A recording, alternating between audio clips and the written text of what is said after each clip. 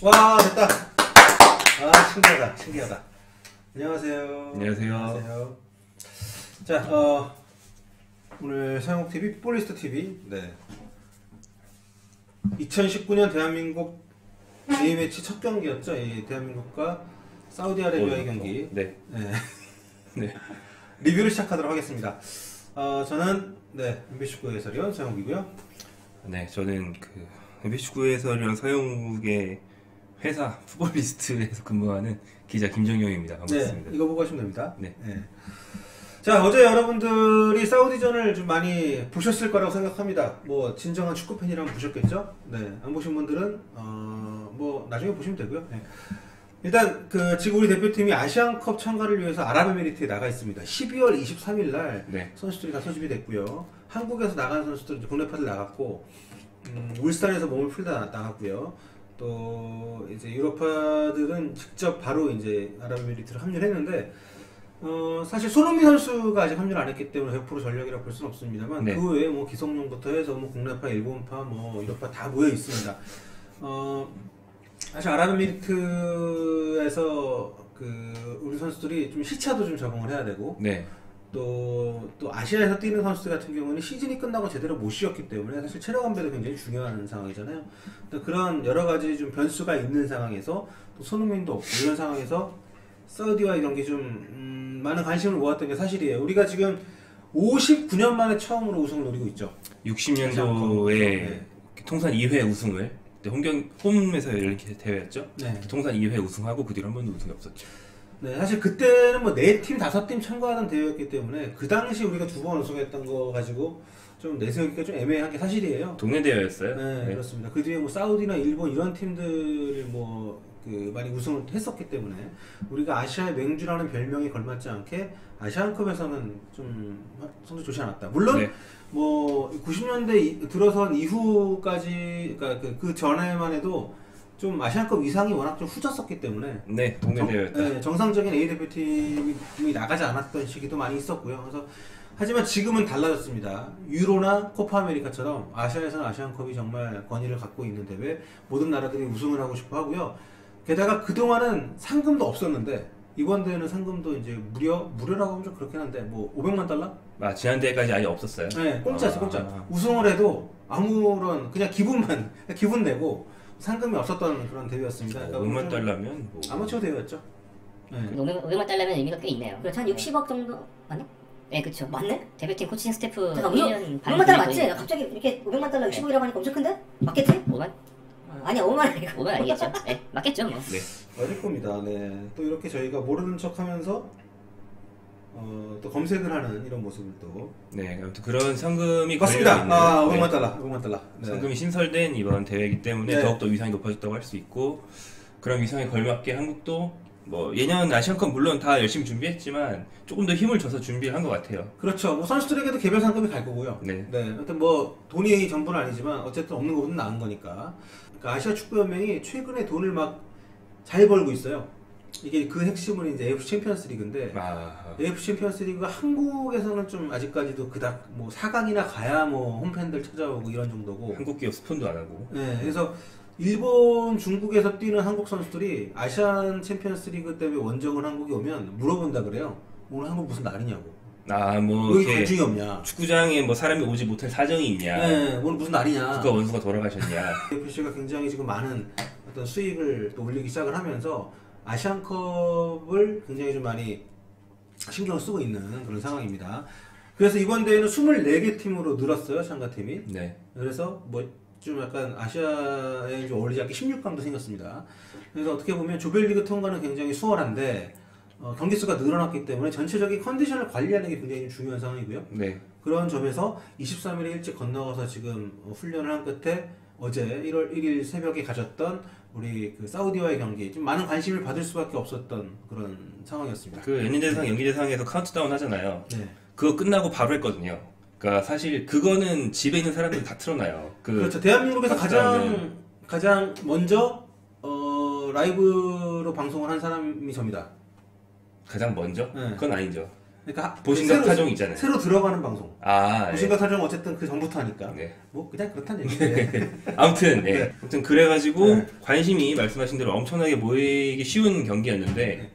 그거에 비하면 벤투 부임 이후에 가장 좋지 않은 경기 내용 때문에 그렇습니다. 뭐 이게 좀 실망한 사람들도 있을 것 같아요. 네, 사실 사우디가 옛날 사우디가 아니에요. 좀 사우디도 주력 선수들이 월드컵 끝나고 은퇴를 좀 많이 했고, 또 전체적으로 경험이 많지 않은 선수들이 주축이 돼 있고, 경기를 보신 분들도 아시겠습니다만 사우디가 경기력이 좋지 않았기 때문에 우리가 정상적인 상황이었다면 이길 수가 있었는데, 언제부터 얘기를 하겠습니다만, 우리가 좀 정상적이지 않은 그런 출발을 했습니다. 뭐 여러 가지 이유가 있습니다만, 첫째 손흥민 선수가 없었고, 둘째 왼쪽 풀백 두 명이 모두 나가 떨어졌어요. 그렇기 때문에 전술적인 변화를 시도했는데 뭐 플랜 B 뭐 또 약체를 상대로 했을 때 우리가 어떻게 돌파할지 이런 것을 위한 대비라고도 해석할 수 있지만 저는 뭐 다 떠나서 일단 왼쪽 수비가 없었기 때문에 어쩔 수 없이 이렇게 한 측면도 있다고 생각을 개인적으로 합니다. 100%라고 네. 봐야겠죠, 100%. 네. 그러니까 그 우리 예전에 이거 아프리카 키자마자 한 10명 들어와서 보실 때 김정일 기자 졸려보입니다. 저 원래 생겼습니다. 네. 박주호 선수 안 뽑은 거 얘기하셨잖아요. 네. 멀티플레이인 박주호. 네. 그러니까 박주호를 중앙 미드필더로든 레프트백으로든 뽑았으면 네. 이게 제 3의 옵션이 있을 텐데 김진수, 홍철이 없을 때 그러면 이제 주 포지션은 아니더라도 두 번째 포지션으로 레프트백을 많이 봐본 선수가 네. 한국 라인업에 있느냐? 없었어요. 그렇죠. 뭐 김문환이나 주세정이 볼 수도 있긴 한데 뭐 어쨌든 그 좀 그런 공백이 아쉽긴 한데 문제는 지금 잠깐 또 엮기를 우리가 씁니다만 사우디전을 떠나서 과연 이 두 선수가 아시안컵 본선에 컨디션이 돌아올 수 있을 것인지에 대해서는 좀 걱정이 되는 상황이죠. 예. 일단 뛸 수는 있겠죠. 왜냐면 못 뛰는 상황이면 지금 라인업을 바꿀 수 있기 때문에 대회 시작 전까지 부상이 사유라면 바꿀 수 있기 때문에 돌려보내고 대체 선수를 뽑으면 되는데 그러지 않는다는 거는 뭐 둘 다 본선에서는 회복시켜서 쓸 수 있다 이렇게 생각하니까 두고 있는 것 같고요. 그렇죠. 네. 박주 선수는 뭐 KBS 그 연예대상 거기서 이제 뭐 상을 받고 있는 모습이었는데 아시안컵 가지 못하고. 네, 그리고 이제 밀라노로 휴가 갔더라고요. 그래서 이소 선수랑 밥 먹고 아무튼 그랬는데 그러니까 이제 레프트백을 이렇게 좀 부자연스럽게라도 뛸 수 있는 선수가 좀 애매하니까 네. 억지로 레프트백을 써서 4-4-2 뭐 이런 걸 4-2-3 이런 걸 하느니 그냥 아예 왼쪽 윙백이 거의 없다시피 한 변칙 전술을 써보자 뭐 이런 식의 발상이었죠. 그렇습니다. 그래서 이제 뭐 3백을 썼고 오른쪽에는 이용, 왼쪽 윙백에는 황희찬이 무려 황희찬이 출전을 하면서 굉장히 이채로운 그런 포맷을 띄웠고요. 전방에도 황의조 선수가 뭐 원톱으로 나왔습니다만 그 이선에 그 왼쪽부터 누구였지? 이청용, 황인범. 이청용 그리고 저기 뭐냐 황인범 이렇게 썼구나. 네, 네, 네. 그렇게 서면서 굉장히 좀 평소와는 많이 다른 시도를 했습니다. 그 결과는 여기 나와 있는 것처럼 벤투의 가장 답답한 전반전 결국 0대0 무승부가 됐죠. 네. 황희 선수가 슈팅하는 장면이 있었습니다만 경기 내내 유효 슈팅이 하나도 없었던 그런 시합이 됐고요. 네, 뭐 한국이 뭐 그냥 부진했고요. 네. 네, 특히나 전반에 부진했는데 전반에 이 말씀하신 레프트백이 없는 문제가 좀 많이 드러났죠. 그러니까 3백 위에 왼쪽 윙백이 전문 윙백이 아니고 네. 이제 황희찬은 거의 뭐 오른쪽 측면까지 왔다 갔다 하면서 무슨 윙백인데도 프리롤인 것처럼 뛰었기 때문에 그러면 이제 왼쪽 수비를 커버할 선수가 있어야 되는데 권경원 이렇게 3백 중에 제일 왼쪽에 있는 권경원 혼자 커버하기엔 너무 공이 넓었고 네. 그 뭐 다른 커버할 전술적인 어떤 보관이 없어서 그 사우디가 그쪽을 그냥 주창 팠죠. 그 사우디 오른쪽 풀백 선수가 그 주바라크 알 주바라크 네, 맞습니다. 네, 그 친구가 올라와가지고 얼리 크로스를 하면은 막질 못하더라고요. 그래서 얼리 크로스가 한국 문전으로 좀 위협적으로 들어온 장면만 한 4번인가 있었죠. 네, 전반에만.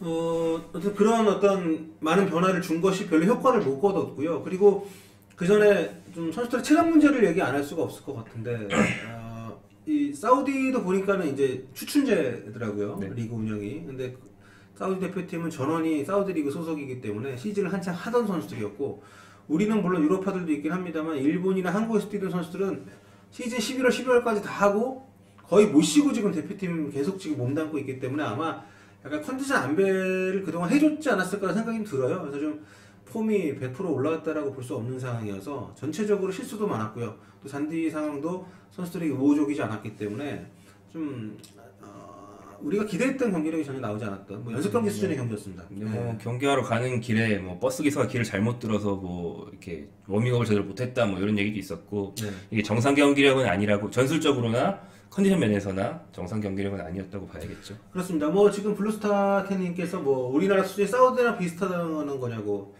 하시는데 뭐 비슷하다라고 뭐 비슷하다의 기준이랑은 참 주관적이긴 합니다만 사우디도 무시할 만한 팀은 아니죠. 어쨌든 월드컵에 러시아 월드컵 나갔었고요. 거기서 살라 이집트를 잡았던 팀이기 때문에 네, 뭐 우리가 뭐 월등히 약체라고 할 수는 없는데 적어도 이 어제 경기를 놓고 봤을 때는 여러 가지 최근에 어떤 주전 선수를 이탈하고 은퇴하고 이런 과정에서 약화된 전력이 그대로 보였으니까 우리가 별로였다. 우리가 제대로 붙었다면 이길 수 있는 상대였던 거는 맞는 것 같습니다. 네. 그냥 멤버의 실력을 뭐 능력치로 본다면 한국이 당연히 위에 있는 건 맞는데 네. 뭐 사우디가 뭐 만만치 않은 면은 있더라고요. 그러니까 좀 개별 능력이 별로 1대1 상황에서 굉장히 네. 인상적이더라고요. 사우디의 네. 전통적인 쟤는 우리가 이름도 모르는 애인데 네. 기본적으로 다들 약간 민첩성과 공을 다루는 기술이 평균이 높은 네. 그것도 봤고 그다음에 피치 감독이 뭐 사우디가 감독을 선임하는 과정에서 좀 이렇게 뭐 왔다 갔다 뭐 혼란을 겪긴 했지만 아무튼 결과적으로 현재 이제 이끌고 있는 피치 감독이 다른 대륙에서 대륙대 우승을 해본 사람이잖아요. 네, 그렇죠. 뭐 거의 명장으로 분류할 수 있는 감독이 잡고 있기 때문에 코파 아메리카를 네, 칠레를 이끌고 우승시켰던 감독이죠. 그래서 상당히 전술적으로 뭘 노리고 있는지가 이제 명백하고 그거를 이룰 수 있는 팀이었고 뭐 선수들의 어떤 라인 유지 같은 것도 전반전이 되게 잘 됐고 네. 그래서 좀 괜찮은 축구를 했던 것 같아요. 다만 이제 네. 그걸 한국이 비정상적인 상태였음에도 불구하고 후반까지 그 우세를 유지해서 한국을 이기지 못하고 결국에는 뭐 후반에 오히려 한국의 우세를 내줬다는 거는 말씀하신 대로 사우디의 기본적인 능력 자체가 좀 이렇게 높진 않다. 네. 이렇게 보는 게 맞을 것 같습니다. 그렇습니다. 뭐 저희 이제 그 풋볼리스트 기사를 보면 이제 황희찬 선수 왼쪽 윙백 데뷔전 공격 본능이 돋보였다는 보였다는 그런 어떤 뉘앙스 기사가 있었는데요. 어쨌든 전반전에는 여러 가지 변화가 많았던 이제 실험적인 전반전이었기 때문에 아쉬움이 있었는데 후반전 들어서면서 좀 변화를 줬고 그게 어느 정도 효과를 봤다고 할 수 있었습니다. 일단 네. 황인범과 이청용이 네. 이청용이 나갔고 맞았어요. 그리고 이제 이재성과 누구냐 구자철 들어왔죠. 구자철 선수가 네. 이제 투입이 되면서 확실히 좀 분위기가 많이 바뀌었던 후반전이었던 것 같습니다. 네. 점유율이 일단 완전 넘어갔고요. 네, 한국이 경기를 주도하게 됐고 일단 기본적으로는 조금 더 수비적인 중앙 미드필더 성향의 선수들이 이제 2명 동시에 들어오면서 네. 한국이 이제 너무 공격에 몰려있던 추를 좀 더 미드필드로 바꾸어서 미드필드 좀 두터워지니까 네. 중앙 장악이 좀 됐고 그러니까 전반전에 한국의 문제 중에 하나가 그 약간 일부러 이렇게 지시를 했는데 실패한 것 같은데 이청용이나 황인범도 충분히 후방으로 내려가서 공을 받을 수 있는 선수이기 때문에 그렇죠. 네. 3백 앞에 기성용, 정용만 있는 게 아니고 둘이 더 내려와서 막 왔다 갔다 하면서 올라갈 수 있을 텐데 안 내려오더라고요. 네. 기성용, 정우영이 받은 다음에 전방으로 건네줘야만 이청용이나 황인범이 받게 되어 있었는데 그게 이제 그 선에서 전달이 안 되면서 아예 위로 못 올라가는 모습이 계속 보였는데 이제 왼쪽 윙백의 황희찬 대신에 이재성이 쓰다가 그렇죠. 네. 중앙으로 좁히거나 이런 거 하고 구자철도 이제 이청용이나 황인범보다는 조금 더 후방으로 내려와서 뭐 위치를 잡는다고 이런 걸 많이 해주면서 한국이 이제 미드필더가 좀 더 원활하게 들어갔고 나중에는 이제 자기 뒤를 봐줄 선수들이 좀 생기니까 기성용이 아예 올라가가지고 플레이하는 모습도 좀 있었죠. 그렇죠. 후반전에는 약간 이재성이 왼쪽, 황희찬이 있던 자리로 들어가긴 했는데 권경원 선수가 좀 많이 측면으로 빠지면서 네. 폭백 가깝게 움직이는 모습이 좀 있었습니다. 어쨌든 여러 가지 전술적인 그 시도를 했던 경기였는데 어쨌든 흐름이 좋았기 때문에 충분히 우리가 뭐 승리를 해도 뭐 당연한 그런 경기가 아니었나 생각이 드는데 네. 우리 대표팀의 지금 그 벤투의 가장 큰 문제가 저는 약간 아이러니하게도 페널티킥을 정말 못 찹니다. 손흥민 선수도 계속 실축이 있었고 이번에 기성용 선수도 좀 골대 바깥으로 차면서 좀 확실하게 준비를 좀 할 필요가 있지 않나 싶어요. 물론 준비한다고 해서 PK라는 게 늘 성공하는 것은 아니지만 어제 같은 경기에서는 우리 흐름으로 왔기 때문에 페널티킥을 성공을 시켰다면은 뭐 더 좀 몰아붙일 수 있지 않았나라는 생각을 좀 했었거든요. 그러니까 킥에서 난다긴다는 선수들이 네. 왜 애들 A매치만 되면 이러는지 모르겠고 사실 이게 되게 좀 사실 전 불안한 게 승부차기 한 번 할 것 같거든요. 토너먼트 가서 승부차기에서 손흥민이랑 그렇죠. 기성용 중에 최소 한 명이 날려먹는다? 약간 이렇게 전제하고 들어가기 시작하면 선수들 스스로 얼마나 압박감을 느끼겠어요. 그렇죠. 이 선수들도 사실 이 PK 같은 경우 심리적인 요소가 강하기 때문에 한두 번 실축하게 되면 좀 위축이 되거든요. 근데 뭐 아시안컵 뭐 승부차게 얘기했습니다만은 지난번 2011년 아시안컵 때 우리가 일본하고 4강전에서 승부차게 한 명도 못 넣고 탈락했잖아요. 네, 거의 코미디에 가까운. 네, 3대 0으로 우리가 탈락을 했던 준비를 좀 할 필요가 있다라는 생각을 이번 경기를 보면서 다시 한번 했습니다. 뭐 담큰 거니 이승우 선수라는 얘기도 있는데 뭐 그쵸. 없으니까요 지금 대표팀에. 네, 뭐 담은 베로나에서 큰 거니까. 아랍에미리트에서 큰 게 아니니까. 네. 아무튼 구자철 선수가 후반에 들어오면 좋은 모습 보였는데 이번 경기에서 좀 가능성을 좀 그래도 좀 보여줬죠. 네, 뭐 구자철이 기본적으로 공을 받는 위치가 좋다. 원래 그런 선수였고 이제 경험이 많이 쌓이고 전술적으로 경험이 많이 쌓이면서 위치 선정 네. 면에서 굉장히 발전을 많이 해가지고 그거는 사실 저는 한국 미드필더 중에 제일 좋다고 생각하거든요. 네. 성실하게 뛰는 것과 위치 선정을 다 겸비하고 있는 건 구자철이 거의 뭐 1, 2등인데 그러니까 오프 더 볼이 좋은데 그건 팬들이 못 보잖아요. 그렇죠. 근데 그 좋은 오프 더 볼로 좋은 자리에 공 받아놓고 공 받으면 실수. 그러니까 욕을 더 먹었던 건데 네. 어제는 공 잡았을 때도 되게 좋았어요. 그래서 그렇죠. 컨디션이 옛날에 한참 좋았을 때 제주 유나이티드 시절만큼은 아니더라도 조금 올라온 상태에서 대회를 맞는 게 아닌가. 베트남도 그 멱살 잡고 데려왔거든요. 야 이번 건 뛰어야지 약간 이런 식이었는데 그렇죠. 근데 구자철 선수가 뭐 약간 반강제로 끌려왔다고 해서 네. 일단 왔으면 아 나 왜 데리고 왔어 이렇게 하는 선수 절대 아니잖아요. 네, 그렇죠. 일단 왔으면 자신의 혼신의 힘을 다해서 대표팀을 위해서 헌신한 선수이기 때문에 네. 뭐 누구보다 열심히 뛸 건 우리가 다 알고 있죠. 자, 어쨌든 미드필더 조합 기성용, 정우영 조합이 지금 벤투 체제에서는 거의 주전으로 지금 여겨지고 있는데 이번에 어떻게 보셨습니까? 저는 이 김종현 기자가 쓴 기사인데요. 네, 안 좋겠었죠. 이런 경기, 그러니까 3백 위에는 이렇게 두 명을 놓으면 안 되고 저는 네. 쉽게 말해서 4-2-3-1에는 뭐 놓을 수는 있는데 그래도 이 둘이 느리고 뭐 이제 공이 이제 커버하러 가야 될 상황에 있을 때 뭐 그 상황을 인지하고 있더라도 가는 속도가 느리다. 네. 이거는 이제 한국이 염두에 두고 전술을 짜야 된다. 지금 황인범을 이 기성용의 짝으로 쓰는 거 어떠냐 이런 제안도 있는데 어떻게 생각하십니까? 그게 이게 경기 양상에 따라서는 기성용, 정우영보다 나을 수 있다고 생각합니다. 왜냐 황인범은 기본적으로 더 젊고 더 빠르니까. 그렇죠. 기동력이 좀 더 돋보이는 선수라고 할 수 있고. 되게 세계적인 선수로 치면 필로 같은 선수는 안 어울리는 거죠. 이런 축구할 때 캉테 같은 애들이 있어야 되거든요. 그러니까 엄청나게 넓은 범위를 이렇게 소화할 수 있어야 되고 이렇게 포지셔닝이 여기 가 있다고 인지하면은 전속력으로 달려가서 그걸 받아야 되는데 기성용이나 정우영은 좀 뭐 후방 플레이메이커 슬금슬금 왔다 갔다 하는 스타일에 가깝다 보니까 뭐 이를테면 황희찬이 나갔다 왼쪽으로 커버해야 된다 알고 있지만 나는 느리니까 못 간다 약간 이런 상황이 좀 많이 나왔었죠. 그렇다면 캉테 스타일의 한국 선수가 있다면 누가 있나요? 지금 대표팀에 없죠. 네. 없죠. 그러니까 이제 이게 네. 이런 식으로 짜면 안 된다는 거죠. 구자철 기성용으로 하면은 어제보단 낫긴 나았겠네요. 이론적으로는 해봐야겠. 뭐 여러 가지 시도를 했던 그런 경기였는데. 이거는 그냥 이제 어제 경기를 통해서 이제 미리 한번 봤다는 거죠. 부상이 얼마나 무서운지. 네, 우리 초반에 했던 얘기. 네, 그 얘기죠. 되는 거죠. 그러니까 네. 뭐 지금 앞부분을 못 보신 분들을 위해 다시 언급을 하면 김진수, 홍철 이 두 명의 어떤 그 왼쪽 수비수가 모두 부상으로 이탈을 했기 때문에 어쩔 수 없이 황희찬을 윙백으로 쓰면서 좀 많은 변화를 시도했던 것. 대회 중에 얼마든지 이런 상황들이 발생할 수 있기 때문에 네. 예비책을 했던 얘기고요. 근데 감독 입장에서 고민을 좀 해야 될 것 같아요. 그러니까 2002년 월드컵 때 뭐가 이슈였냐면 그때 이영표 선수가 개막전에 부상을 당했었거든요. 그래서 첫 경기, 두 번째 경기까지 못 뛸 수 있다라는 그런 어떤 판정이 나온 상황에서 지금이야 우리가 결승까지 4강까지 간 걸 알지만 그때만 해도 일단 3경기를 뛰어야 되기 때문에 2경기 못 뛰는 선수를 데려가야 되나 뭐 이런 논란이 있었거든요. 근데 어쨌든 결과적으로 이일용 선수가 이영표 선수가 빠졌던 동안에 굉장히 잘해줬고 또 이영표 선수 돌아왔을 때도 정말 데려가길 잘했다는 생각이 들 만큼 아주 잘했기 때문에 그런 판단은 이제 감독이 해야 되는 건데 뭐 그렇게까지 심각한 상황이 아닐 거라고 일단 좀 기대를 하고 싶고 하지만 어쨌든 그들이 빠졌을 때는 굉장히 좀 큰 좀 문제가 생길 수 있다는 거를 이번 경기를 통해서 확인할 수. 근데 아무튼 실험을 해보고 싶은 생각도 분명히 있었던 것 같아요. 왜냐하면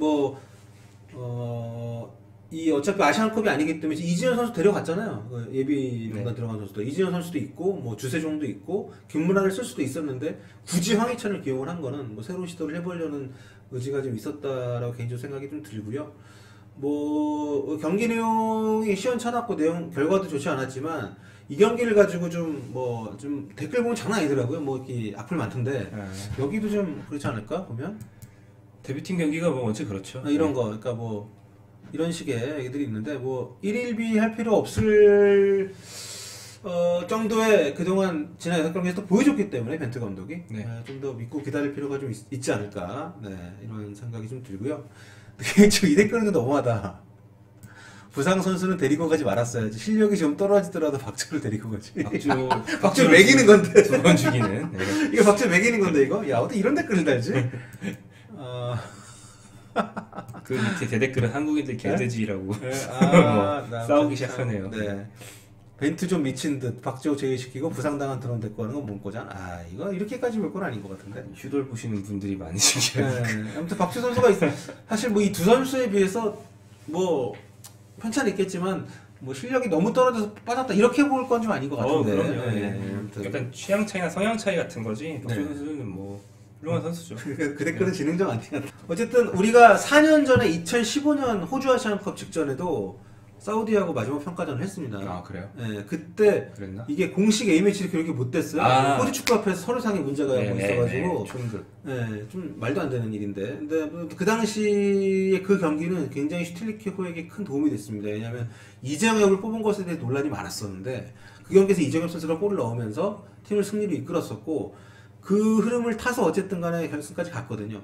이정엽이 대회는 잘했죠. 네, 다들 기억을 하시겠습니다만 사실 대회 경기 내용이 그렇게 뭐 시원시원하진 않았어요. 막 꾸역꾸역 올라간 느낌도 있긴 했는데 어쨌든 그럼에도 불구하고 사우디전의 승리가 좋은 출발점이 됐었는데 이번에는 좀 약간 불안하게 끝났기 때문에 팬들이 이렇게 좀 걱정하는 것도 나름의 뭐 일리는 있습니다. 그럼요. 네. 뭐 관심 있다는 거니까 뭐 무관심보다 훨씬 나은 것 같기도 하고. 저는 사우디전에서 가장 좀 걱정됐던 부분이 뭐냐면 황의조 선수였어요. 왜냐하면 황의조 선수가 올 시즌에 그 아시안 게임부터 쭉 이어지는 흐름을 보면 어떤 찬스가 왔을 때 대부분 넣었었거든요. 네. 아니면 하다못해 유효 슈팅을 만들어내는 그런 뛰어난 슈팅력을 보여줬는데 이번 경기에서 그런 어떤 폼이 좋았을 때 황의조라면 2골을 넣었을 만한 상황이 제가 볼 때 있었어요. 그런가요? 네, 제가 볼 때 있었어요. 제가 황의조 선수에 대해 너무 기대를 많이 한 것일 수도 있지만 그런데 두 상황에서 유효 슈팅이 다 안 나왔어요. 그래서 걱정이 되더라고요. 지쳤나? 솔직히 지칠만도 하고. 그래서 이 황의조의 폼이 좀 유지가 돼야 되는데 이런 걱정을 좀 개인적으로 했습니다. 뭐 그랬을 수도 있죠. 네. 뭐 이거 황의조 지금 제가 지금 말하고 황의조 얘기는 아닌데 선수들이 좀 지친 면이 있다고 합니다. 그러니까 특히 아시안 게임이나 월드컵에 나갔던 선수들 또는 둘 다 나갔던 선수들의 경우에는 확실히 좀 지쳤고 뭐 월드컵을 나갔던 한 선수는 이제 울산 전지훈련도 있었잖아요. 울산 전지훈련에서 이젠 진짜 힘들다. 그때 월드컵 갔다 와서 K리그를 내가 주전으로 뛴 것까지는 할 수 있었는데 울산 전지훈련부터 진짜 힘들었다. 노선민? 어쨌든 뭐 그런 여러 가지 좀 우려와 그러니까 기대감이 더 높았던 상황에서 사우디전을 거치면서 우려가 좀 같이 이렇게 좀 스멀스멀 올라온. 선주 필승. 그치. 이기려면 일단 즙을 짜야 돼. 우려가 된다고? 원래는 그 뜻인데 이제 즙을 짜 먹어야 이제 이길 수 있다. 이런 게 되겠죠. 그렇죠. 뭐 아무튼 뭐 그 여러 가지 이런 얘기들도 결국 이번 대회에 대한 팬들의 기대도 같이 좀 높아져 있기 때문이 아닌가 뭐 이런 생각이 좀 드는데 그러니까 저는 황의조 선수에 대해 다 걱정을 했다고 하면 김정현 기자는 걱정되는 게 뭐가 있습니까? 저는 뭐 미드필드 조합이 좀 모르겠어요. 이번 경기에서 이쪽 방향으로 실험하지 말고 미드필더 3명 세워서 어떻게 짧게 이런 실험해봤으면 좋았을 텐데 굉장히 뜬금없는 실험이긴 했어요, 솔직히. 네, 아까 얘기한 거랑 연결을 지어서 이렇게 아까 얘기한 걸 정리한 차서 한 번 더 얘기하면은 기성용이 포함된 미드필더로 벤투 하고 싶은 축구를 하려면 수미 둘 공미 하나든 역삼각형이든 아무튼 3미들이 있어야 되는 것 같은데 갑자기 투미들이 나와서 그게 안 들어갔다. 저는 이런 느낌이거든요.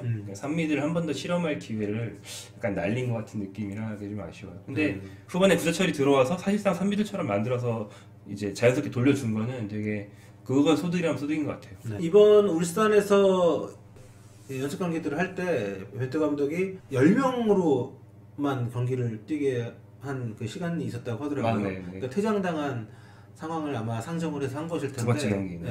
굉장히 여러 가지 뭔가 준비를 하는 모습을 보면 확실히 좀 우리 슈 감독님한테 미안하지만 이정 감독하고는 좀 많이 다른 느낌을 전 개인적으로 많이 봤거든요. 그럼 지금 인건비가 2배가 넘는데요. 그런 거죠. 네. 그래서 좀 뭐 그런 준비들을 알아서 다 하고 있을 거라는 좀 믿음을 가지면서 좀 마무리를 접어보도록 하겠습니다.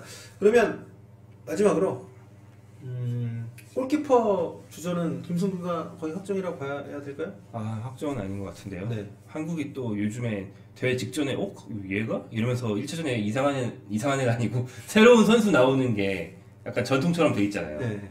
그 누구냐? 정성룡도 그랬죠. 그랬죠. 이번 조현우야말로 그랬었고. 이번 월드컵 네. 그랬죠. 뭐 계속 그랬거든요. 그래서 정말 예상할 수가 없는 포지션이 한국 계속 골키퍼였는데 하지만 뭐 걸라면 김승규가 안전빵이고 조현우는 이제 그 뭐냐 역배죠. 아, 그럴 수 있죠. 김지현 선수는 좀 서운하겠지만 왜냐하면 지난 대회에서 김지현 선수가 주전이었기 때문에. 근데 지금도 기록을 보면 조현우 선수가 가장 나이도 어리고 A매치 경력도 굉장히 짧아요 제일. 그런데 뭐 지난 월드컵 때 워낙 좋은 활약을 했었고 하기 때문에 아직까지도 경쟁 체제이긴 한데 뭐 최근의 모습을 보면 김승규 선수가 앞서 있는 건 사실인데 아무튼 그것도 변수로 분명히 있다는 거. 앞으로 본선 첫 경기 7일 월요일에 저희가 이제 아프리카 TV를 통해서 풋볼리스트 멤버들이 중계를 할 텐데요. 저도 네. 당연히 중계를 할 것이고 그 필리핀전이 첫 경기죠. 네, 네. 어떤 조합으로 나오게 될지 이제 기대감을 갖고 경기를 보도록 하겠습니다. 그러면 네 오늘 사우디전 리뷰는 여기서 마무리를 칠까요? 네. 네. 좀 골 많이 터지는 조별리가 되길 바라면서 저희는 다음 시간에 돌아오도록 하겠습니다. 안녕.